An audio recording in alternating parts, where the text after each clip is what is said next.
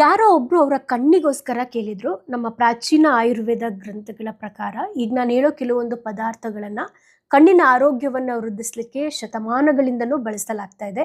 ಬನ್ನಿ ಇದನ್ನ ಹೇಗೆ ಪ್ರಿಪೇರ್ ಮಾಡೋದು, ಹೇಗೆ ಉಪಯೋಗಿಸೋದು, ಯಾರೆಲ್ಲ ಉಪಯೋಗಿಸ್ಬೋದು ತಿಳ್ಕೊಳ್ಳೋಣ. ಸ್ವಲ್ಪ ಬಾದಾಮಿ ತಗೊಳ್ಳಿ. ಇದರಲ್ಲಿ ವಿಟಮಿನ್ ಇ ಮತ್ತೆ ಒಮೆಗಾ 3 ಜಾಸ್ತಿ ಇರುತ್ತೆ. ಇದು ಕಣ್ಣಿನ ಜೀವಕೋಶಗಳನ್ನ ಹಾನಿಯಿಂದ ರಕ್ಷಿಸುತ್ತೆ ಮತ್ತೆ ವಯಸ್ಸಾಗುವಿಕೆಯಿಂದ ಬರುವಂತಹ ಕಣ್ಣಿನ ಪೊರೆ ಹಾಗೂ ದೃಷ್ಟಿ ಮಾಂದ್ಯವನ್ನ ತಡಿಲಿಕ್ಕೂ ಕೂಡ ಸಹಾಯ ಮಾಡುತ್ತೆ. ಬಾದಾಮಿ ಅಷ್ಟೇ ಈಕ್ವಲ್ ಕ್ವಾಂಟಿಟಿಲಿ ನೀವು ಸೋಂಪನ್ನ ತಗೊಳ್ಳಿ.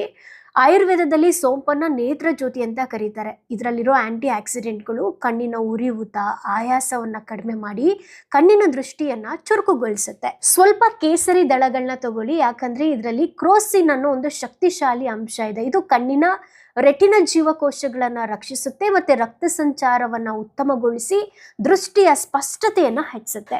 ಸ್ವಲ್ಪ ಬಿಳಿ ಮೆಣಸನ್ನ ತಗೊಳ್ಳಿ ಆಯ್ತಾ. ಇದರಲ್ಲಿ ಪೈಪ್ರಿನ್ ಇರುತ್ತೆ. ಇದು ಕಣ್ಣಿನ ನರಗಳಿಗೆ ರಕ್ತ ಸಂಚಾರವನ್ನ ಹೆಚ್ಚಿಸುತ್ತೆ ಮತ್ತೆ ಬಾದಾಮಿ ಹಾಗೂ ಕೇಸರಿಯ ಪೋಷಕಾಂಶಗಳನ್ನ ದೇಹ ಚೆನ್ನಾಗಿ ಹೀರ್ಕೊಳ್ಳಿಕ್ಕೆ ಸಹಾಯ ಮಾಡುತ್ತೆ. ಸ್ವಲ್ಪ ಕಲ್ಸಕ್ರೆ ತಗೋತಾ ಇದ್ದೀನಿ ಆಯ್ತಾ, ಯಾಕಂದ್ರೆ ಇದು ದೇಹದ ಉಷ್ಣತೆ ಅಂದ್ರೆ ಪಿತ್ತನ ಶಮನಗೊಳಿಸುತ್ತೆ.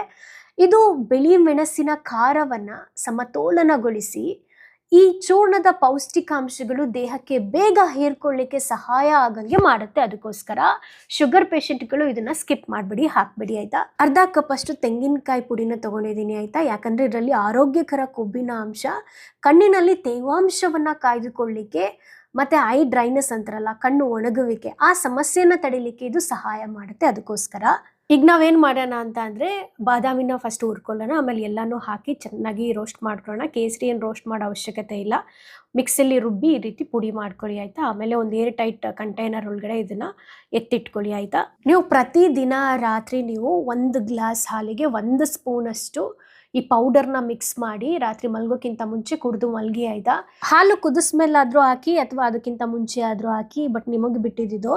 ನಿಮ್ಗೇನಾದರೂ ಹಾಲು ಕುಡಿಯೋಕೆ ಇಷ್ಟ ಆಗಿಲ್ಲ ಅಂತಂದರೆ ತೆಂಗಿನಕಾಯಿ ಹಾಲು, ಬಾದಾಮಿ ಹಾಲು ಈ ರೀತಿ ಉಪಯೋಗಿಸಿ ಆಯಿತಾ. ಬಿಳಿ ಮೆಣಸು ಎಲ್ಲಿ ಸಿಗುತ್ತೆ ಅಂತ ಕೇಳಿದ್ರೆ ಆನ್ಲೈನಲ್ಲಿ ಆರ್ಡ್ರ್ ಮಾಡಿ ಸಿಗುತ್ತೆ ಆಯಿತಾ. ಇದ್ರ ಜೊತೆಗೆ ತ್ರಾಟಕ ಅಭ್ಯಾಸ ಮಾಡಿ, ಐ ಎಕ್ಸಸೈಸ್ಗಳನ್ನ ಮಾಡಿ, ನೇಚರ್ ಜೊತೆ ಟೈಮ್ ಸ್ಪೆಂಡ್ ಮಾಡಿ, ಗ್ರೀನರಿನ ನೋಡ್ತಾ ಇರಿ. ಡಾಕ್ಟ್ರು ಕೊಟ್ಟಿರೋ ಟ್ಯಾಬ್ಲೆಟ್ಸು ಅಥವಾ ಮೆಡಿಕೇಶನ್ಸ್ ಇತ್ತು ಅಂದರೆ ಅದನ್ನೆಲ್ಲ ಫಾಲೋ ಮಾಡಿ. ಮುಂದಿನ ದಿನಗಳಲ್ಲಿ ಒಂದು ಸಲಾಡ್ ಬೇರೆ ಮಾಡ್ತೀನಿ ಕಣ್ಣಿನ ದೃಷ್ಟಿಗೋಸ್ಕರ ಅಂತ. ಈ ವಿಡಿಯೋ ಇಷ್ಟ ಆದರೆ ಲೈಕ್ ಮಾಡಿ, ಅವಶ್ಯಕತೆ ಇರೋರಿಗೆಲ್ಲರಿಗೂ ಶೇರ್ ಮಾಡಿ, ಸೇವ್ ಮಾಡ್ಕೊಳ್ಳಿ. ನೀವು ಕೂಡ ಪ್ರಯತ್ನ ಮಾಡಿ, ನಿತ್ಯ ನೀವು ಪ್ರತಿಯೊಬ್ಬರು ಬಳಸ್ಬೋದು ಆಯಿತಾ. ಎನಿವೇ ಈ ರೀತಿ ವಿಡಿಯೋಸ್ಗಳು ಮಿಸ್ ಆಗಬಾರ್ದು ಅಂದರೆ ತಪ್ಪದೇ ಫಾಲೋ ಮಾಡಿ. ಧನ್ಯವಾದಗಳು.